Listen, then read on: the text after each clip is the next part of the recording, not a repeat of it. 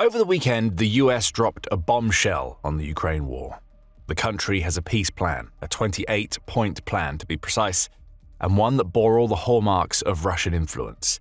That plan is being debated in the US, Europe, and Ukraine as we speak.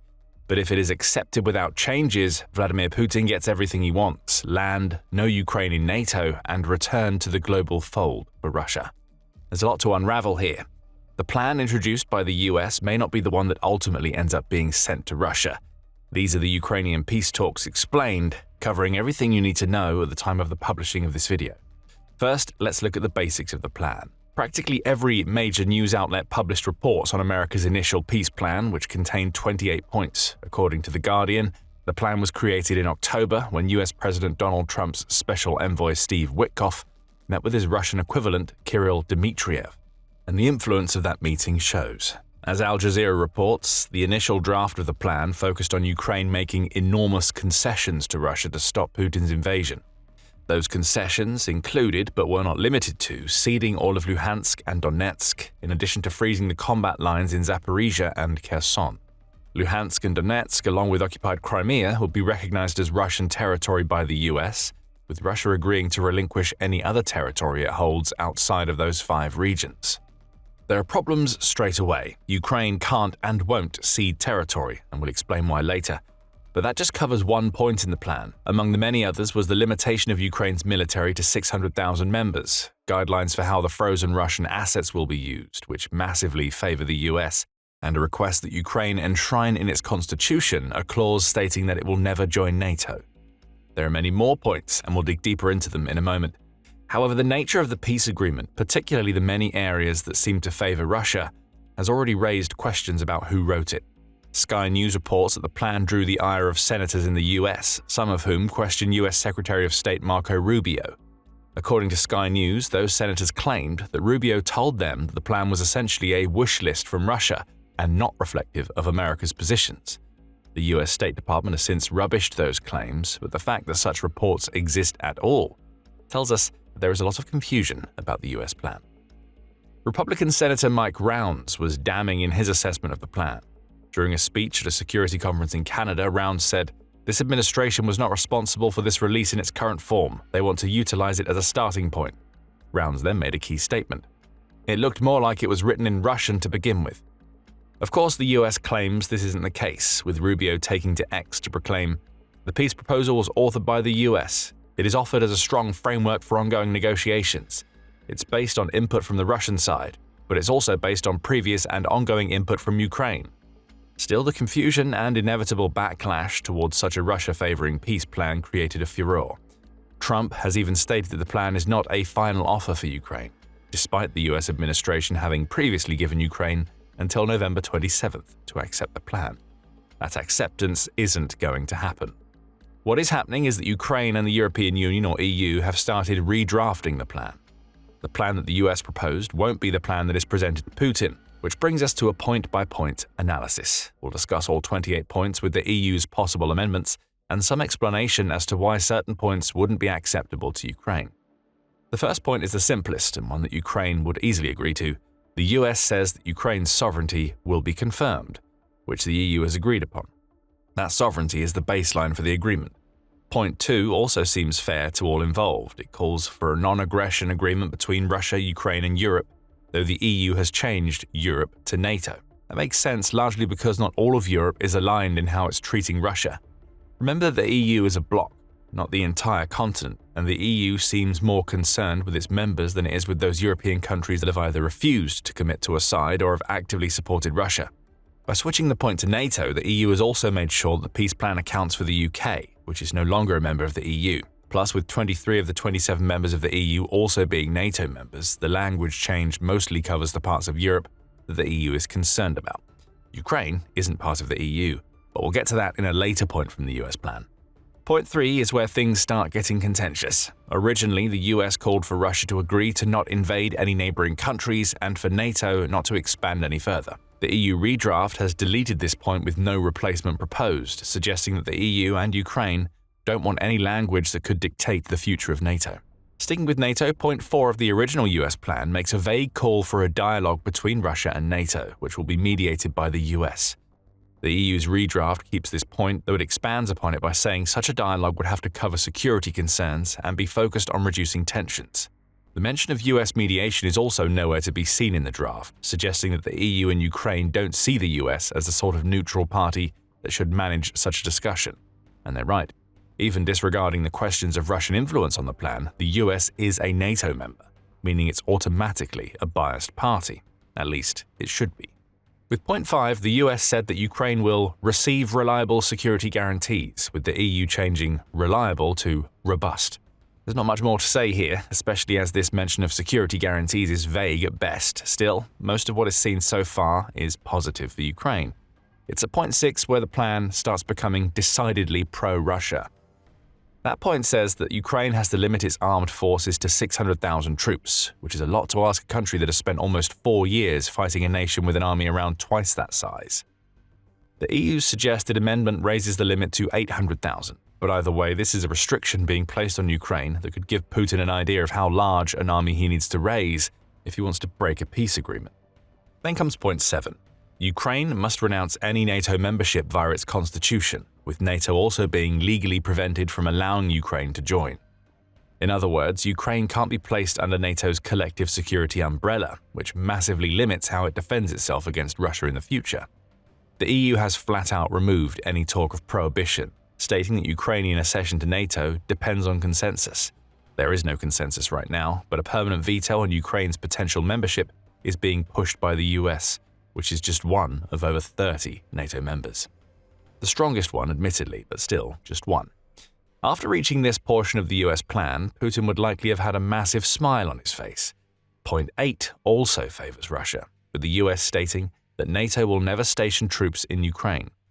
The EU has amended that to state that there will be no permanent troop placements in Ukraine during peacetime, which means the EU wants NATO to reserve the right to send troops if a situation calls for it. It's also interesting to consider what this could mean for the supposed security guarantees Ukraine would get under the proposed plan. As we mentioned, over 20 EU nations are also NATO members. If they can't go into Ukraine, who can? This single clause would essentially bar any major military power from sending troops into Ukraine to stand up to Russian aggression. Point 9 is strange, as it calls for European fighter jets to be stationed in Poland. The EU redraft has changed this to NATO jets, which would essentially keep Poland at the status quo. NATO jets regularly enter Poland, with France having sent a trio of Rafale jets following the Russian drone incursion into Polish airspace. The spirit of this point seems to be that Europe will protect Poland's borders from Russia, whereas the EU thinks this should be a NATO job, especially given Poland's status as a NATO member. With point 10, the US seems to bring the plan back around to something that might favor Ukraine. It proposes a US security guarantee that functions like Article 5 of the NATO Charter. Under that article, all NATO members are duty-bound to come to the aid of any single member that is attacked on its territory. Presumably, this means the US is saying it will come to Ukraine's aid if Russia re-invades. The US also added a provision that Ukraine voids this point of the plan if it launches a missile strike on Moscow or St. Petersburg. The EU has removed that provision, as it knows well that Russia could easily manipulate the point to make it seem like Ukraine has launched an attack that it hasn't launched. Still, point 10 is good for Ukraine. So is point 11, as it asserts that Ukraine won't be barred from accession to full EU membership. The country will also have temporary market access as accession negotiations are ongoing, all of which the EU has agreed to. With point 12, the US moves on to reconstruction of Ukraine, stating that a Ukraine Development Fund will be created, along with a joint Ukraine-US energy infrastructure plan. The peace plan also calls for a financing package from the World Bank, as well as the rebuilding of war-damaged regions and investments into areas like AI and mineral extraction. Much of this has been agreed upon before, and from Ukraine's perspective, it's fine. At point 13, major concessions start being made to Russia again. That point calls for Russia to be reintegrated into the global economy, including its readmittance into the Group of 8. That group has been the Group of 7 since 2014, when Russia was kicked out due to its initial campaign of aggression in Ukraine that saw it annex Crimea. The EU hasn't put up any barriers to this point, suggesting it's one upon which Ukraine might agree. Next up are the frozen Russian assets we mentioned earlier. Point 14 says that $100 billion of those assets will be used for a US-led reconstruction effort, in which the US will retain 50% of all profits. The EU is also instructed to provide $100 billion from its portion of the frozen assets, with the rest being placed into a joint US-Russian investment vehicle. In other words, the US is trying to tell the EU what to do with the $240 billion or so in frozen Russian assets that it holds. The EU has said no to this point. It proposes that Russia should instead pay reparations for the damage it's caused in Ukraine, with no mention of investment or profiting. It seems that the EU is very wary of any part of the plan that gives the US a chance to profit from the Ukraine war. The EU's suggestion is certainly simpler. Point 15 moves on to enforcement. In the US draft, enforcement will be carried out by a joint US-Russian group that handles all security issues. Ukraine and the EU will be cut out entirely, which the EU has changed in its redraft. That makes sense because the US plan essentially amounts to telling Ukraine to trust that America has its best interests at heart, even though the Trump administration is the same one that has, at various points in 2025, cut off US military aid and intelligence sharing to Ukraine, in addition to barring it from using ATACMS missiles against Russia. The former is a threat that the US has once again made to press Ukraine into signing a peace deal, Reuters reported on November 22nd. It's no wonder that the EU and Ukraine don't want to leave all of the power in US and Russian hands. Ukraine will feel it can't fully trust either. There are barely any changes to points 16 and 17. The former calls for Russia to codify non-aggression toward Ukraine and Europe, with the latter telling Russia it must extend its nuclear treaties, including START 1. The nuclear theme is kept with point 18, which tells Ukraine it must reaffirm its status as a non-nuclear state. There are no arguments from the EU and presumably Ukraine on these points. But then the plan gets to Zaporizhzhia with point 19. The plan calls for the Zaporizhzhia nuclear power plant, which has been under Russian control since March 4, 2022, to be split 50-50. In other words, half of the electricity it generates goes to Ukraine, with the other half to Russia. The EU has kept this point unchanged in its redraft. The plant has undergone extensive damage and likely mismanagement since Russia occupied it. The repairs began in October when local ceasefire zones were set in regions where power lines have been damaged. Perhaps Ukraine is willing to cooperate with Russia on the use of this plant, if only to ensure that Russia's poor management doesn't cause a nuclear issue. Point 20 focuses on Ukraine itself, calling on the country to implement educational programs that foster cultural understanding, along with adopting EU rules on religious tolerance and the protection of linguistic minorities. The EU recommends keeping the latter. The US draft also has language telling Ukraine that all Nazi ideology must be banned. Interestingly, this parrots a justification for the Ukraine war that Putin has made, as he has previously positioned his invasion as an attempt to denazify Ukraine. The EU has removed that clause, in addition to getting rid of a clause that calls for both Russia and Ukraine to abolish discriminatory measures and offer equal media and education rights for speakers of both Ukrainian and Russian. On to point 21, and this is the big one. It's in this point that the US says that Ukraine has to agree to ceding Donetsk and Luhansk, along with freezing the combat lines in Kherson and Zaporizhzhia. Presumably, this means that 74% of the latter two regions that Russia occupied as of August will become US-recognized Russian territory, along with Donetsk, Luhansk, and Crimea. The plan also has conditions for parts of Donetsk that Ukraine holds. That will be turned into a demilitarized buffer zone, though still recognized as Russian territory. Russia won't enter this zone.